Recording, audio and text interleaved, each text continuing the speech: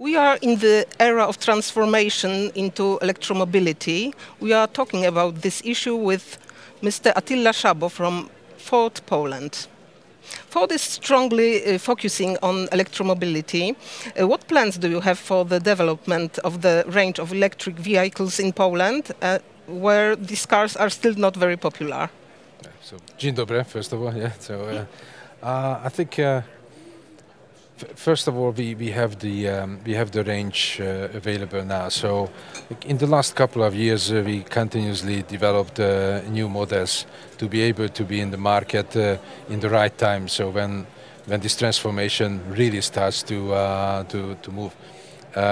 Of course, the speed of this transformation is different market by market in Europe, and also even region by region in the world as well.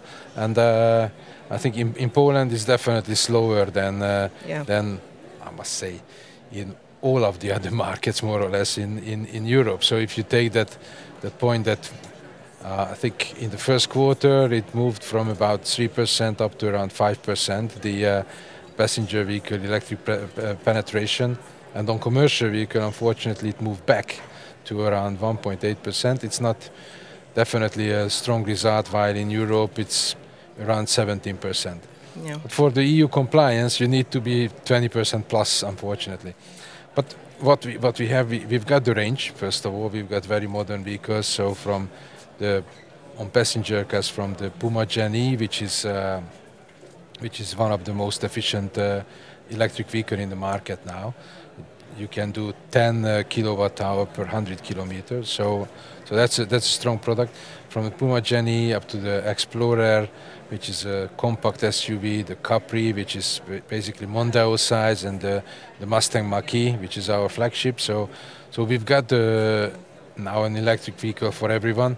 And we've got a strong range of electric commercial vehicles, from the e-Transit Courier, which is visible here in the Economic Congress as well, and the Transit Custom and the e-Transit. So also there for every kind of business, we have an offer now. Puma Gen E, you've mentioned, is the newest model, and it seems to be a little bit different from the others. Can you give us some more details?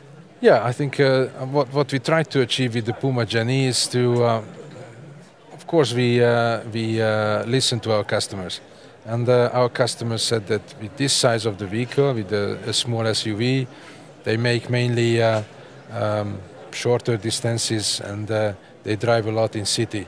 And when it comes to the city driving, this vehicle is capable for about 500 kilometers with a relatively compact battery. So that's why I said that you can go even below 10 kilowatt hour per 100 kilometer energy consumption. In the meantime, the vehicle was developed in a way that we've got a gigabox under the trunk, and also there's a frunk. So all the luggage space together is reaching 576 liter, which is basically Mondeo size before. So very compact, but very spacious. So we have done lots of innovation on the vehicle, and very efficient. And that was the main target, to make an efficient, relatively small and compact SUV. Mm-hmm. And also here during the Economic European Congress, we are witnessing the Polish premiere of Ford Ranger plug-in hybrid. It's first pickup with this type of powertrain in Europe. Can you give us some more details, please? Absolutely. This is a new word for us as well in terms of pickups, because we haven't got any electrified pickup before in Europe. The Ranger is a market leader in Europe as well as in Poland. Almost half of the industry is Ranger in the pickup segment, and we said that probably it would be going too far to get a full electric pickup at this point for the European market. So that's why we developed the plug-in hybrid. And with the plug-in hybrid, you don't have any compromise on range, on towing capability. That was very important, because if you put a big battery into the vehicle, then your payload will be very small, and your towing capability will be also smaller.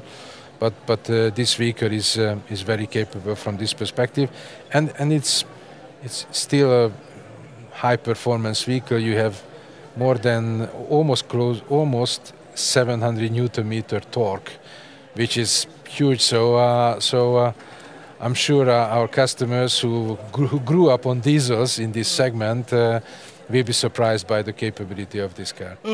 And what about delivery vehicles? This market in Poland is very competitive. Does Ford also intend to promote cars with alternative drives here? Absolutely. On commercial vehicles, we were number one in the first quarter, first of all, on overall commercial vehicle sales in Poland, also in Europe. So in Europe, for more than 10 years now, we are number one. So we also had the responsibility to get into the more sustainable area with commercial vehicles. And honestly, our view is that it's much more important to electrify commercial vehicles first, and that's what I think the government should understand as well in Poland, because they are providing an incentive for passenger cars, which can potentially stand in an office, stand at home. Yeah, so while the commercial vehicles are all the time on the road. So if you want to make something really green, you electrify commercial vehicles first.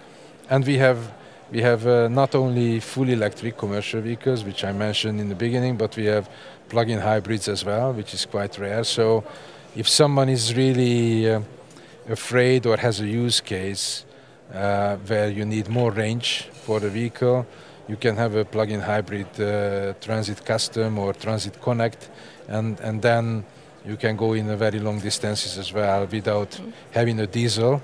But in the same time, you can use it in the city with pure electricity. So we have an answer on every size to every customer, more or less. Okay. In Poland, only 25% of drivers considered buying an electric car last year, mainly due to concerns about range and costs, of course. In the first quarter of this year, however, sales of yours Ford electric passenger cars increased several times compared to the same period of 2024. How does Ford want to convince Poles to electromobility, to electric cars? Yeah, I think it's good news that there are at least 25%. I think this is again a higher percentage in the other parts of Europe, and even in Central Eastern Europe, it's not the highest. We would be happy to see this 25% of the customers at least to come to our showrooms, test drive the vehicles, because that's the first step, and they will be amazed how fantastic it is to drive an electric car, and then we can explain the total cost of ownership, because it's when you see a price tag, which I think is not so high anymore. So if I take a quite premium Capri, what we have here on the stand, you can go below 200,000 with 340 horsepower and with everything included in the car, and a quite sizable vehicle. So it's not so bad anymore. But once you use the car, and I think Puma was a good example. We just calculated that for a couple of zloty you can do the 100 kilometer, while in a quite efficient petrol vehicle, the same, which is 8 to 10 zloty, it's 35-40 zloty. So per 100 kilometers. So there is clearly a cost advantage of these vehicles, also for commercial vehicles. Again, still there will be use cases where you will not be happy with an electric one, because you need to go all the time between two cities which are far from each other. Yeah, that can be still the case. But what is important, come to our showrooms, have a discussion with our salespeople, and they will explain all the benefits, and then decisions have to be made. Okay, thank you very much.